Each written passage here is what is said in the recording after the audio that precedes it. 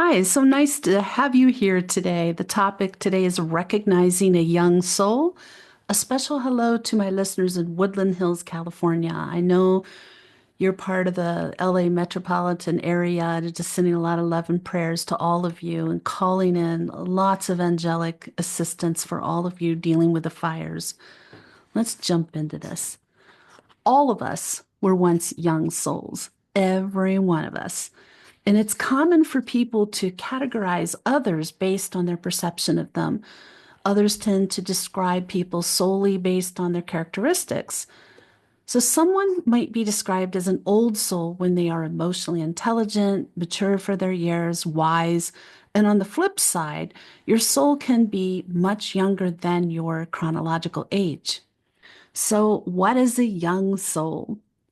Unlike mature souls, young souls tend to lack the empathetic outlook, moral compass, and intellect that naturally develops as souls age. For those who believe in reincarnation, a young soul is recognized as the third stage of incarnation. It comes after the infant and baby stage soul stages. As a young soul, they possess a youthful curiosity. They are beginning to assert themselves and learning about who they are and where they belong. Most people are young souls at some point, as we said, although the time spent in that stage will vary from person to person. Young souls tend to be overly ambitious, super competitive, highly innovative, and self centered. Generally, they're focused mainly on material gains, individual freedom, and self expression. Signs of a young soul. Where an old soul may be sensitive, cooperative, and diplomatic with others, a young soul might think, who cares about your feelings? But there are many ways to tell if you are a person with a young soul.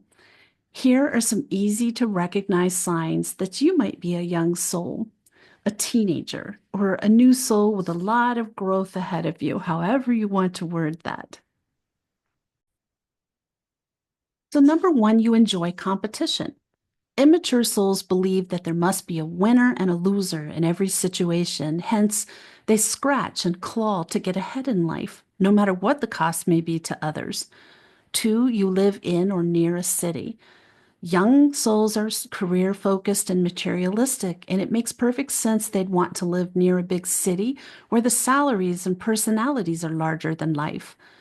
Young souls are drawn to highly competitive environments in which they can push themselves, assert themselves, and prove themselves. Frantic, materialistic cities like Hong Kong and LA are hotbeds of young souls. Number three, your love is conditional. People with a young soul tend to see love as a reciprocal transaction. They will love whoever loves them. And this is because young souls have not developed the sense of selflessness required to really understand how to love.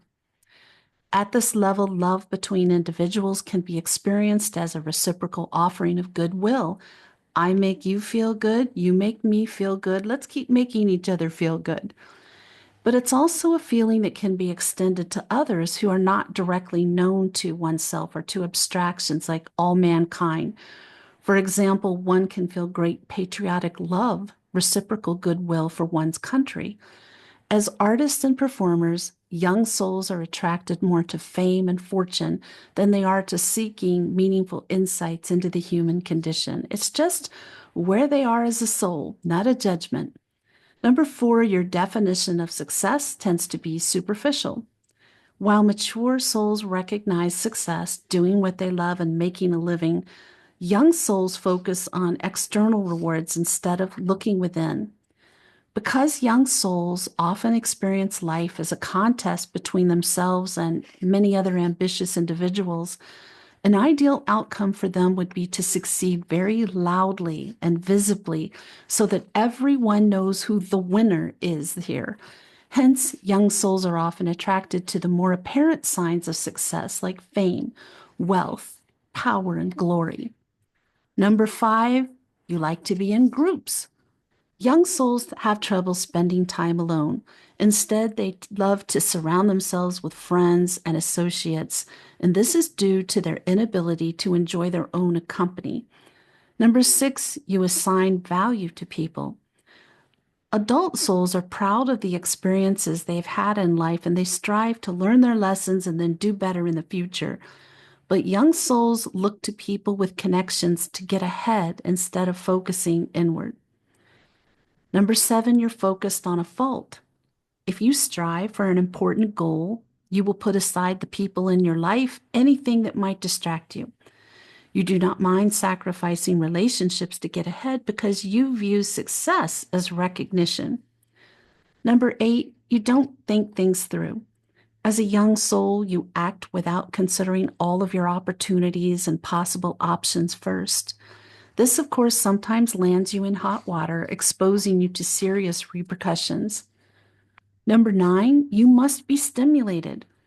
Those with a young soul are rarely going to be found reading a book quietly at home. They need to be out in the world, taking in all it has to offer because they find it incredibly exciting. And this goes back to the likelihood of young souls living in big cities where there's more actions, a little more frenetic. Number 10, you would collect expensive items. Your closets and cabinets are overflowing with clothing and items you will unlikely ever use and don't need. You're driven to obtain the latest fashions, electronics, new cars, and are willing to go into debt to have these things. Number 11, you seek to be different. Young souls are individualistic, preferring to be seen as special and apart from society. They see life as a contest and must come out on top. Number 12, it's your way or no way. People with young souls are stubborn and lack the negotiation and compromise skills needed to navigate life. They see interactions as it's my way or the highway. Number 13, you have an unpersuadable perspective. Old souls tend to listen, take in all the necessary information, and make an educated decision. Young souls, on the other hand, have their own agendas and perspectives and are closed minded. Nothing can get you to change your mind, even when presented with facts that challenge your personal views. Number 14, you're always right. Young souls believe they are always right because they are so confident in their stance on just about everything. In your mind, this makes anyone with a different opinion inherently wrong. Number 15, you crave visibility. Because of your drive to compete and win glory, adulation, and love, young souls must be in the places where there are many people and lots of opportunities to see and, more importantly, be seen. 16, you attach strings. You don't do things out of the kindness of your heart. When you do something for somebody, you expect them to return that favor, and anyone who doesn't will see your wrath. 17, you're innovative. When you do something, you do it big. Never to be outdone, you develop new approaches and unique ideas that make you the center of attention and cause others to celebrate your wins. 18, you throw caution to the wind. Young souls are brave and rarely scared, but that's not necessarily a good thing. As we get older, we learn that some situations require care and discretion. Young souls want to rush headfirst. They are willing to risk it all. 19, your rivals don't even know that they're rivals. And there's an old saying, keep your friends close and your enemies closer. Since young souls consider everyone to be their rival, this is easy for them. Immature souls do not understand the concept of friendly competition. 20, you change partners and interests frequently.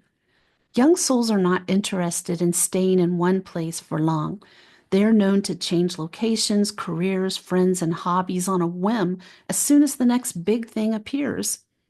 So, is your soul young or old? Again, I just want to remind you this is not talking about being young in age in human years or old souls being old in human years. It's about the age of your soul, the development of your soul. If you've reviewed the signs of a young soul that I mentioned and you find that a lot of those traits describe you, then it's likely that your soul is a young one. You can find tests online that will confirm it for you. Remember, every one of us was young soul once. Having some of the characteristics I talked about does not make you less than. Be brave and recognize your faults. Then work to help your soul toward maturing. Soul growth is why we're here. It's why we keep coming back. What are the benefits of being a young soul? Let's talk about the positive part of this. They can be absolute heroes. Young souls are learning to be independent actors. They're exercising their free will. Hence, there is a significant emphasis on heroic self assertion and progress, freeing oneself from limiting structures, finding one's strengths and talents, and discovering what you're made of. The main lesson for souls in this third stage of their evolution is exploring and expressing individuality, discovering the power of independence in thought, will, and action. There is a strong desire to impact an outer world personally, so the focus is outward and requires a lot of energy. The young souls are still busy developing their perspectives and agendas, finding their talents and their way of seeing and doing things. By asserting their own perspective, they can change what the world believes to be true. We're seeing it right now, aren't we? They can determine what happens in the world by pushing their own agenda. They are self-determined agents of change. So that's a great thing. Let's have some caution here, though, because at the same time, there's a strong tendency to compare oneself to others, evaluating self-worth in terms of my achievements relative to their achievements. This outward bound, achievement focused sense of self can lead a young soul to have a determination to be a winner and to be seen to win. The danger in that is that appearance of success can become more important than anything else, including even happiness. Because young souls' opinions are of their own making, based on their own knowledge and reasoning, they will naturally feel that their views are inherently right and correct, and as a result, anyone with a different opinion is presumably wrong. I want to talk a little bit about the perceptions of a young soul, their perceptions, not our perceptions of them. Recall that for the baby soul, which is stage 2, the world is perceived in terms of us versus them. For the young soul, however, the world consists of distinct individuals, each with a mind of their own and their own agenda. The young soul's sense of self as an individual who stands in contrast to other individuals, I am not you, you are not me.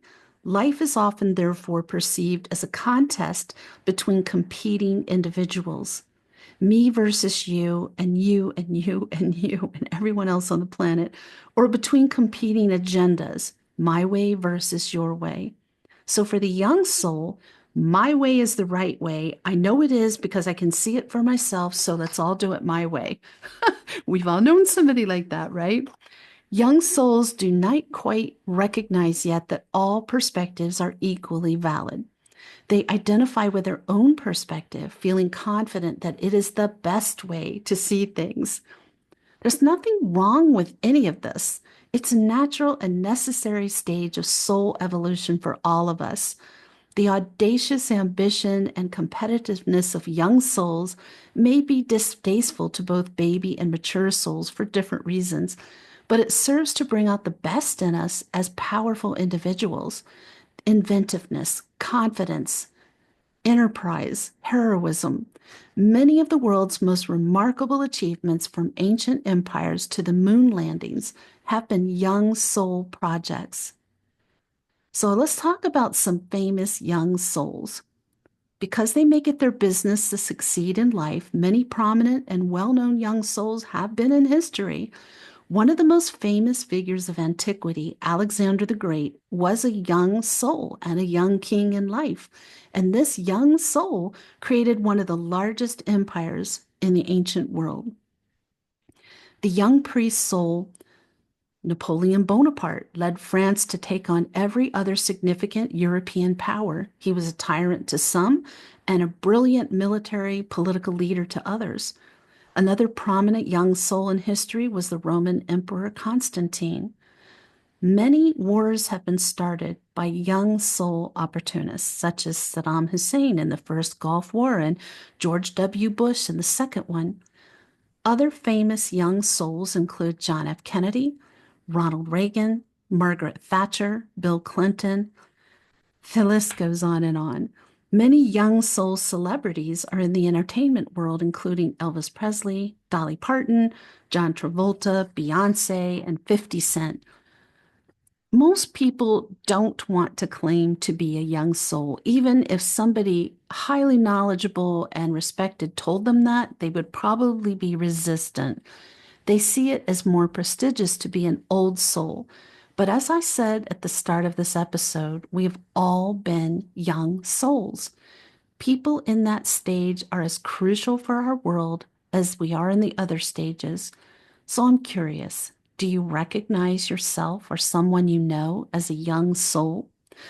Just presenting this information to you, several people I know are popping up in my mind. And I just want to remind those of you who are old souls, be patient and kind and understanding to these young souls. You can't expect them to know what you know. You can't expect them to feel what you feel or have your perspective because they're just not there yet. They will be. They will get there in the time that it's meant for them. So, love to all of the young souls out there.